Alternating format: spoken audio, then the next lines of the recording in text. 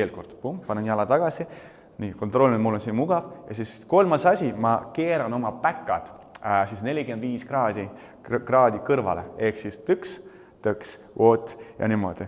Ja siis ma üritan siin seista, samamoodi põlvad natuke kõverad, selg on ka natuke ümar, see käed on siin lõua juures. Ja vaadake, siin üks tähtis asi, mida ma pean jälgima, on siis see, et vasaku jala ja parema jala vahel oleks siis, nagu ma ütlen, mingisugune vahe ehk siis auk. Sest kui me seisame täpselt ühe joone peal, siis ma olen ei ole nii balanssis, eriti kui näiteks ma võin veel vasaku käega lüüa, aga kui ma pean juba parema käega lööma, siis on jumala ebamugav. Seepärast ma pean seisma et vasak jalg ühe joone peal, parem jalg teise joone peal, nagu oleks meil kaks rööbast, nagu rong, mis sõidab kahe rööbaste peal, on ju.